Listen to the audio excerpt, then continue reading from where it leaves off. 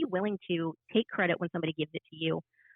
Be willing to be open about, something that you did well that you're proud of. And when somebody asks you, hey, like, what do you do here?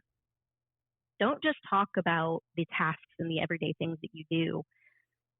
Have a story that's already ready that says, hey, I actually did this for the company, or I did this for my team. This is the Job Stories Podcast, how people find work that matters.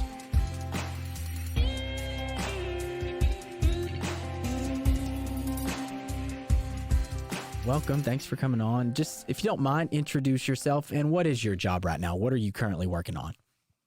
Sure. My name is Dana Ward. I am the Vice President of, and it's a mouthful, Enterprise Standards, Governance, and Change for a company called Wellpath. As an organization, we provide healthcare services to population who are typically under 80% of our population. That means that they're incarcerated. In the rest of the 20%, it's folks that are wards of the state due to, mental incapacity or, other reasons, or have opioid addiction challenges. We're actually starting to branch out into addiction services and really trying to make sure that that branch of our business helps reduce our patient population in the other branches, so we can kind of keep people out of jail and prisons. Mm-hmm. Awesome. So take us back just a little bit, Dana. How did you get on this path? What's kind of some have you kind of always been kind of in the sort of the direction you're in now, or have you taken quite a bit of turns? Kind of get us into your story a little bit. Many twists and turns. I like to joke with people that I sort of fell into my career as it stands today. I was one of those kids that was smart but directionless. I thought I wanted to own a music venue and discover new bands. Yeah. What I wanted to do from the time I was, a kid. Got into college and realized that was not something that was going to be a reasonable career for me. Discovered that I was actually really good at utilizing technology in a business concept. I was in the business school, thought I wanted to own a business, all those kinds of things. Started taking some of the IT classes, and I never wanted to be a coder or anything like that. But I realized that, I was taking these classes that I really connected the dots with how technology could support and change businesses and how they're run. So I changed my direction a little bit, got more into, business and IT, and that led me to consulting. I went into the Big Four immediately out of college, and I would say that was probably one of the biggest drivers of me ending up where I am today. I had a manager straight out of college who was one of those people that was really just a great manager for young people. I was fresh out of college. I was 22 years old, had no experience with healthcare, and that was the client working with. But the most I knew about dirt, right? Like I knew nothing about it. And he asked my opinion on things that I really didn't have any experience with, didn't have any real knowledge of in the real world. But he was still inviting my opinion. He was still asking me what I thought about things. And from my perspective, what that did for me was it sort of showed me that my opinion does matter. It probably was less informed than I would have wanted it to be at the time, but that I still had a voice and I was still allowed to use that voice.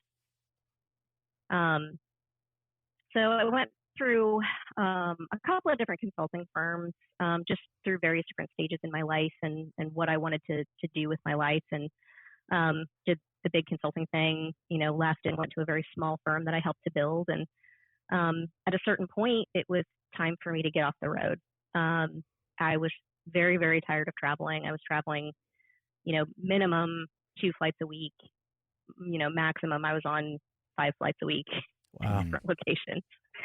And, I was engaged, I was getting married. I wanted to actually be at home. So, my now husband and I, were planning to move to Nashville. We had been living in Chicago, and I had to start looking.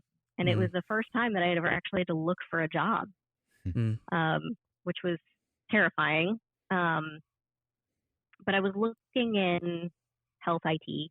That's where my career really predominantly has been. And I never thought about the healthcare that gets provided to people that are incarcerated. Never had even crossed my mind until I found the company that I work for today, and interviewed and kind of went through the process. I interviewed into the IT department, and my CIO at the time was really looking for somebody to build a connection between our IT department and the business. We had really strong technical people. We didn't have anybody that could really, sell that to our clinicians and our doctors, and help them understand how technology could really, improve our patient experience and make sure that we're delivering top quality care to these folks in a situation where you don't have the richest and most resourced people that you're dealing with. You're dealing with state funding and federal funding, and you have to do that in really creative ways. And he was not successful in helping our business really understand how technology could support that. So he brought me in. We built some really cool things, and we expanded my team. And he decided that he wanted to move from IT into operations. He's close to retirement. He, kind of realized that he was ready to step back a little bit. And when he wanted to move into operations, he asked if I wanted to go with him and build the governance and standardization that we had built in the IT department through to the entire organization. And I said yes. And I started my new gig about 2 weeks ago. That's awesome. That's really cool. Thanks for sharing that part of your story. I want to go back to one part in particular. Matthew and I talk about this a lot because Matthew has had the same mentor for a really long time. Same for me. And it seems like that was a pretty important part of your story, is you had somebody that took the time to really kind of help you from a mentorship standpoint. Do you mind to expound on the importance of that a little bit? We try to help candidates that are changing careers with that same concept. Hey, maybe find somebody that's doing what you want to do and get some help there. So do you mind to expound on kind of the mentorship, Absolutely. how important that is? Sure. And I kind of look at it from two different standpoints. There's mentorship, and then there's sponsorship. I was lucky that the first person that I encountered in my career that was my manager was both of those things for me. He really took me under his wing and explained and taught me what it was like to be in, corporate America. Walking into that, nobody knows. You experience your parents seeing it. You might go through internships and things like that, but you don't really know what it's like to build a career inside of, the corporate construct.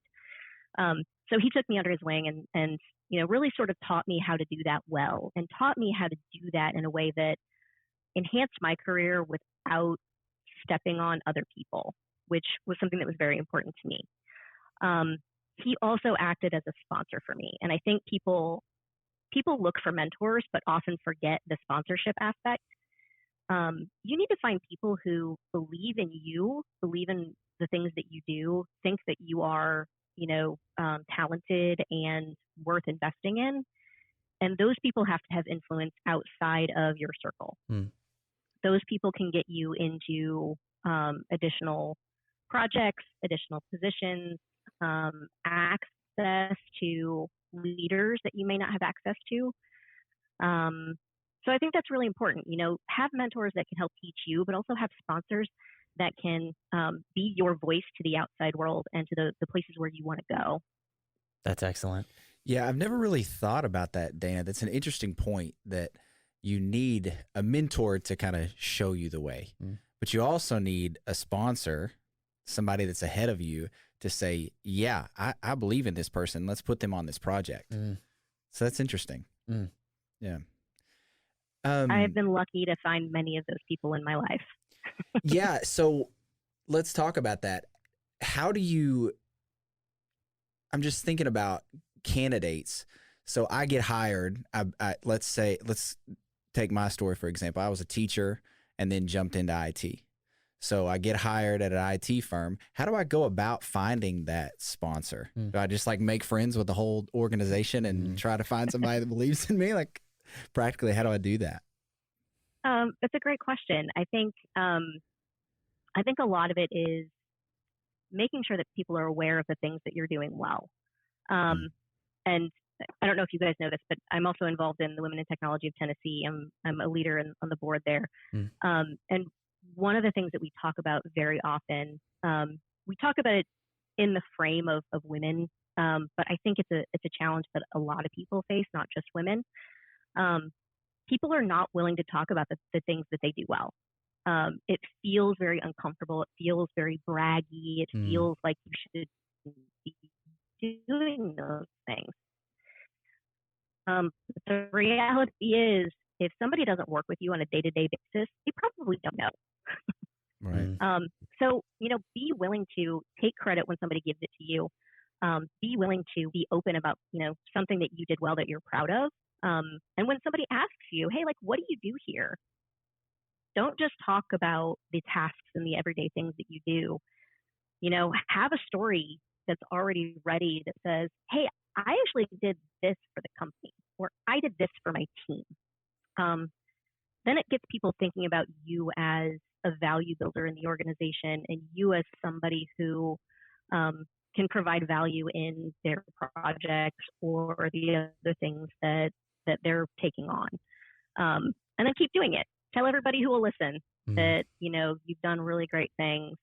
And, eventually those sponsors kind of will be reaching out to you. They're the ones that, go to bat for you, and come back and tell you, hey, I sponsored you, or hey, I suggested that you might be a really good person on this project.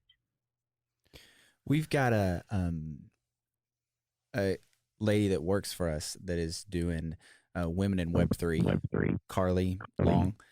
And I talk to her all the time about she's coming from the place of she doesn't know very much about Web3, and so she doesn't have much to offer. And I'm coming from the place of, well, you're actually out there doing it. So let's take credit for what you are doing. You do have a podcast. You are talking to people about Web3. And she's an artist. Right. She makes NFTs. Yeah. Yeah. So I think that's interesting. That's an interesting point about let's take credit for what you can do. Yeah. I understand that you're new in your career, and I understand that you don't know everything, but you can do some things well, or we wouldn't have hired you, right? Right. Yeah. How is your work with women in technology? What does that look like, and does that ever cross over into your 9 to 5? It does. Because I found mentors and sponsors very early in my career, and recognized it, I have made it my mission to become that person for other people. So I got involved in WIT mostly to build my network in Nashville. I didn't really know a whole lot of people, and knew that it was a great organization and had a really great mission. So my first foray, I think, was just planning happy hours, because there weren't any in downtown. They were all in Franklin, and I didn't want to have to drive 45 minutes to get to a happy hour. So really got involved, got asked to join the board, found a whole lot of passion around connecting the women in the Nashville area to mentors. We stood up a professional mentor program in the time that I was on the board, or the time that I was the membership chair on the board. And I have stood up a women in technology organization inside of my company as well. And that's where, a lot of the connection comes in. I like to take a lot of the content that we build for, the Women in Technology of Tennessee, and turn it and make it a little bit more appropriate for, my group of women inside of Wellpath and the Wellpath IT department. We also sponsor my company is a sponsor organization, so I made sure that we were, financially supporting WIT as well. Mm. And that does allow 2 of our women in the IT department of Wellpath to be members of WIT as well. I think it's also, honestly, it's been really, really great to have additional mentors. I have found a lot of strength and power in my relationships in that group that have made me a whole lot more comfortable taking this big step out of IT. I've been in IT for my entire career, and suddenly now I'm in healthcare operations, which is nothing I've really ever done before. So it's made me a whole lot more confident. It also makes me a whole lot more fulfilled in my day-to-day life. I'm really passionate about the mission that Wellpath takes on, but this is a whole lot more personal. I don't get to see our patients, but I do actually get to interact with young women that are in the Nashville area that are either, trying to get into tech or in tech, but not really sure where to go, not really sure how to build their careers. So it's very, very fulfilling in that aspect. Yeah, I love how purposeful all of that is, right? Like Wellpath is, their mission is, their why is they know what their why is, and this for it's WIT, very clear. Yeah, you know what your why is working with WIT. So that's really cool. Is that something you think about a lot? Is making sure you're being purposeful? We're doing kind of like I always talk about making sure your why is sound. Like, why am I doing something? I want that to be hyper focused for me. Otherwise, you could do anything, So is that something you think about a lot? Is purpose and your mission and why? It is now. It definitely is now. Like I said, it wasn't when I first started. And I think I was lucky that I kind of discovered my why through my path. But now that I've really figured what my passions are, now I am very intentional. I have an executive coach that I talk to regularly about what those goals are and why I'm doing the things that I'm doing, both inside and outside of my career path. All of the decisions and all of the relationships that I try to form, I sort of live by the philosophy that I want to leave every situation better than I found it. Yeah.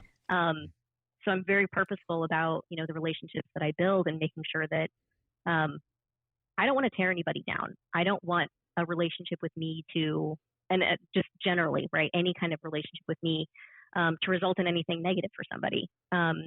So I try to be very, very purposeful in the decisions that I make, my actions toward others, my actions toward the junior staff around me, and really, everybody that I can make an impact on. I love that. So I've only known you for like 20 minutes, but I have a trait that keeps coming to mind about you. But when you look back on your career thus far, have you ever considered one or two character traits that have been with you in every position and maybe even back to when you were very young, that have carried you through up until now? I think that's probably one of them. I think the leave everybody better than I found them, leave every situation better than I found it. That's always been me. I'm very conscientious. I always, like, even as a kid, right? Like, anytime you go to a national park and you see the signs, carry out your trash, leave everything better. I was always very conscientious about that. I think I also have, and I hate admitting to this, I really do, just because of the work that I do with women and everything. But I think I am one of those people that is a natural caregiver, which is funny because I'm not a parent and I will never be a parent and don't want to be a parent. But I always take the young people on my team under my wing. If I see somebody that's like not working up to their potential or, not seeing what's in front of them in terms of opportunities and things like that, I'm always like the mother hen that's like, okay, what do you see? What are we doing? Right. It's great. I have noticed you are very self-aware. Mm-hmm. You very much you. see. It's almost like you're looking above yourself from like a 30,000 foot view. Mm-hmm.